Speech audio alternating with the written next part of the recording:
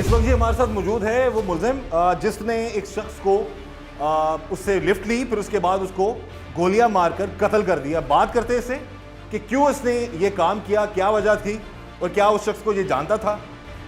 कहां पर मिला तुम्हें ये शख्स? गीगा मॉल के बाद। गीगा मॉल के बाद। बुलंद आवाज में बोलो। गीगा मॉल के बाद। तुम वहां पर क्या कर रहे थे? मैं लिफ्ट के लिए खड़ा था वहाँ पे। लिफ्ट के लिए खड़े थे? जी। हमें जो यहाँ की जो इन्वेस्टिगेशन ऑफिसर हैं और जो डीपीओ साहब उन्होंने बताया है कि तुम असला होता था तुम्हारे पास और तुम ये वारदातें वगैरह भी करते हो। जी 2-3 दफ़ा की है। कितनी वारदातें की हैं? 3 दफ़ा। पकड़े नहीं गए? नहीं सर। अच्छा, उस दिन भी तुम वारदात की नीयत से खड़े थे वहाँ पे? जी सर। हाँ? जी सर। कहाँ पे? इस्लामाबाद में, पिंडी में? Giga mall.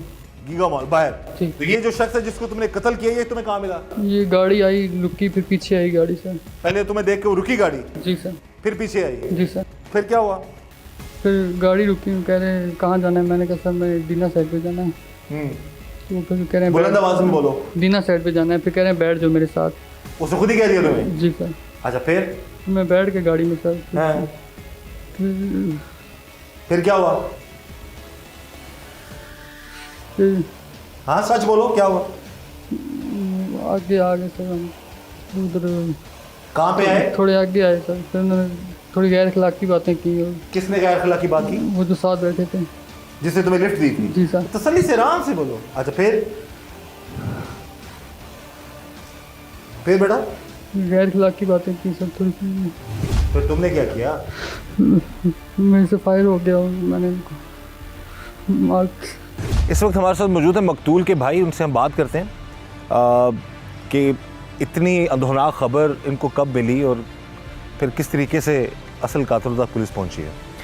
सबसे पहले जी हमें बड़ा अफसोस है आपके भाई के हवाले से, तो कब आपको पता चला कि इतना बड़ा सान्या हो गया आप लोगों के साथ? अस्सलाम वालेकुम, मेरा नाम कैसर अब्बास है और शामतपुर तहसील दीना से हूँ। मेरे बड़े भाई असद अब्बास हैं जिनका मर्डर हुआ है 9 तारीख शाम को तकरीबन 8:15 बजे मुझे फ़ोन कॉल पे पता चला कि मेरे भाई का मर्डर हो गया। हम वहाँ पे पहुँचे हैं तो देखे बॉडी पड़ी हुई है, ब्लड निकल रहा है, पुलिस वहाँ पे मौजूद है। फिर वहाँ से उनको ले गए हैं पोस्टमार्टम के लिए, वहाँ पे लेके गए हैं, फिर FIR हुई है, फिर वो भाई का जनाजा हो गया। भाई की कोई दुश्मनी थी किसी से या वैसे कोई मामला? इशू कुछ थोड़े बहुत चल रहे थे हमारे नंबरदारी के, तो वो मुझे शक था क्योंकि इसके अलावा भाई की बड़ी अच्छी रेपुटेशन थी, बड़ा अच्छा उनका वो माशरे में रहना था, यानी हमें नहीं था कि उनका किसी और के साथ कुछ ऐसा हो सकता है। तो उस बिना पे मैंने FIR में इनको नाम इनके दिए थे। उसके बाद पुलिस की इन्वेस्टिगेशन हुई तो अल्लाह ताला इनको खुश रखे, इन्होंने बड़ी अच्छी इन्वेस्टिगेशन की, तो जिसमें ये हमारे जो है ना मुल्ज़म नहीं निकले। फिर जो आपने नामजद किए थे वो बेगुनाह? जी वो बेगुनाह थे। तो असल मुल्ज़म तक पुलिस पहुंच गई है और पुलिस का बड़ा तावन रहा हमारे साथ, ख़ास करके DPO जेलम साहब और DSP स्वाबा साहब, SHO स्वाबा साहब और चौधरी अल्लाह दिता साहब, सब इंस्पेक्टर साहब, बहुत अच्छा कोऑपरेट किया इन्होंने। इस वक्त टीम जुर्म नकाब मौजूद है DPO जेहलम नासिर महमूद साहब के पास, उनसे हम बात करेंगे। एक ब्लाइंड मर्डर था जो कि इनके अहकामात पर जेहलम पुलिस ने उसको हल किया। उस केस को एक शख्स को मर्डर कर दिया गया और कत्ल के बाद उसकी लाश उसकी गाड़ी के सामने फेंक दी गई। किस तरीके से इस केस को सॉर्ट आउट किया गया इस हवाले से हम बात करेंगे DPO साहब से। जी नासिर साहब बताइएगा इस केस के हवाले से। एक ये भी एक अंधा कत्ल था, लेकिन आपकी सरबराही में बहुत जल्द ट्रेस कर लिया जेहलम पुलिस ने। बिस्मिल्लाहिर्रहमानिर्रहीम।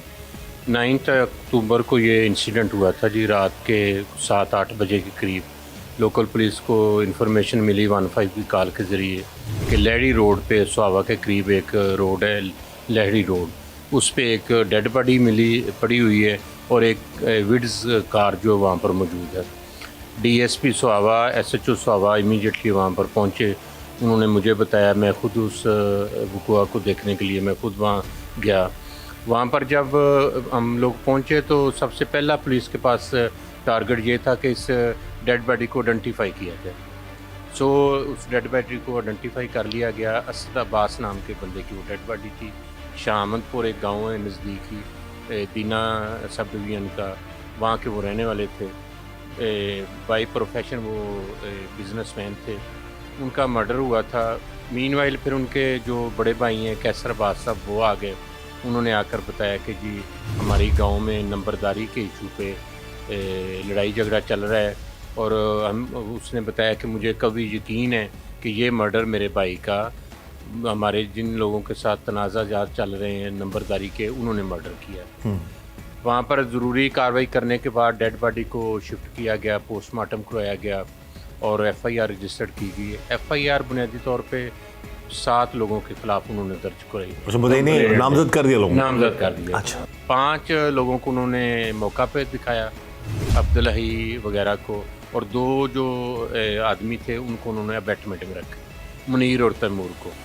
FIR दर्ज होगी। उसके बाद लोकल पुलिस ने बड़ी मेहनत से उस मुकदमे को आगे लेकर चली। उसमें DSP स्वाबा और SHO स्वाबा और जो अल्लाह दिता इन्वेस्टिगेशन ऑफिसर है, उन्होंने बड़ी मेहनत से ये तफ्तीश को आगे चलाया। तो जब तफ्तीश उन्होंने शुरू की तो इनिशियल स्टेज पे ही पता चल गया लोकल पुलिस को कि ये जो मुल्ज़मान नामजद हुए हैं इस FIR में, ये इनोसेंट है। बड़ी बात है जी। यहाँ पर ज़रूर मैं एक चीज़ ऐड करूँगा कि ये बड़ा इंपॉर्टेंट होता है, ख़ासकर कत्ल के केस में किसी बेगुनाह को सज़ा ना हो। ये बड़ी कोशिश होती है अफसरान की कि किसी बेगुनाह को जो है इस तरीके से ना उसमें इन्वॉल्व किया जाए। और ये बड़ी कामयाबी है DPO साहब की और इनकी पूरी टीम की कि जो लोग बेगुनाह थे उनको मुद्दई ने तो नामजद करवा दिया, लेकिन पुलिस की तफ्तीश इतनी शफाफ थी कि उनकी बेगुनाही साबित हुई और उनको जो है वो गलत तरीके से चार्ज नहीं किया गया। उन लोगों को इवन हमने गिरफ्तार भी नहीं किया। वो इंटरम बेल करवा के कोर्ट से वो शामिल तफ्तीश हुए, उनको हमने इनोसेंट कर दिया। फिर पुलिस ने, लोकल पुलिस ने जदीद टेक्नोलॉजी की मदद से इस तफ्तीश को आगे बढ़ाया। तो फिर पता चला कि एक मुलज़म पुलिस ने अरेस्ट किया, उसका नाम है हसन अली। वो उसकी कोई 25-26 साल एज है हसन अली की। वो गुजर खान का रहने वाला था। उसको पुलिस ने जब अरेस्ट किया तो उसकी तफ्तीश की गई तो उसने बताया कि मैं मकतूल के साथ गीगा माल रावलपिंडी से लिफ्ट के बहाने गाड़ी में बैठ के उस रोज़ आया था।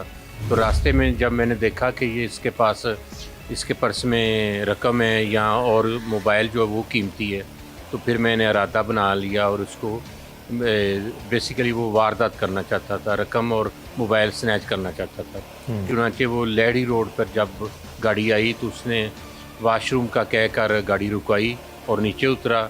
नीचे उतरने के बाद उसने मोबाइल स्नैच कर लिया और रकम जो थी उनके पास वो अमाउंट वो स्नैच कर ली। तो इस दौरान मकतूल ने जब मज़ामत की तो उसने फायरिंग करके उसको शदीद ज़ख्मी कर दिया, जो कि उसकी मौका पर ही डेथ होगी।